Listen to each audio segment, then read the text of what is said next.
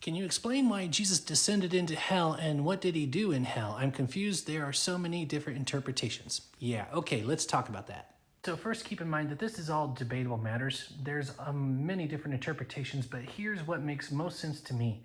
So most of this comes from Ephesians chapter 4 and a little bit from 1 Peter chapter 3.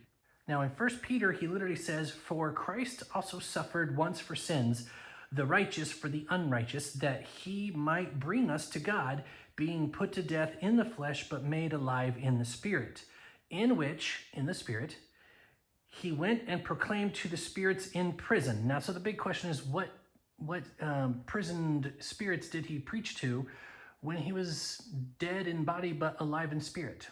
And so typically what's been taught is he went down there to proclaim victory. This is not a second chance for people who didn't believe, because look at what it says.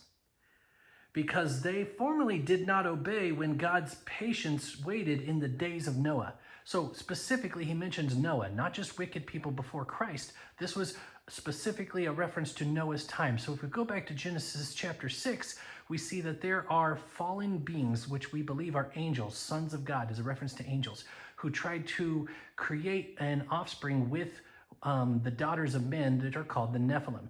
And they were bound in the pit for this action. So Jesus went down there to declare his victory because their efforts to do that was to prevent the coming of the Messiah. They knew God's plan, so if they could corrupt the human species by making them unredeemable like an angel, then the Messiah couldn't save anybody. So that's why they were locked in the pit, and Jesus declared his victory. "You have failed." Now, beyond that, there are two parts to this place that we call Sheol, or Hades, okay?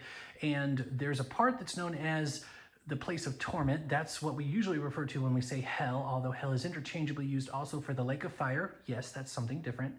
But that's where people are awaiting judgment.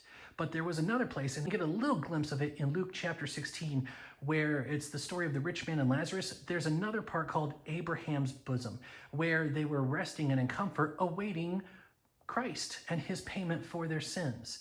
And so Paul says, "Therefore it says, when he ascended on high, he led a host of captives and he gave gifts to men." He's quoting Psalms, but he's saying this is what Jesus did. He goes on and explains in verse 9, "In saying he ascended, what does it mean but that he had also descended into the lower regions of the earth? He who descended is the one who also ascended afar above all the heavens, that he might fill all things." So the best teachings I've heard on this is that Jesus gathered up all the people in Abraham's bosom and sent them on up to what we call heaven, which is the realm of the Lord. So now what Paul says is true when he says to be absent from the body is to be present with the Lord.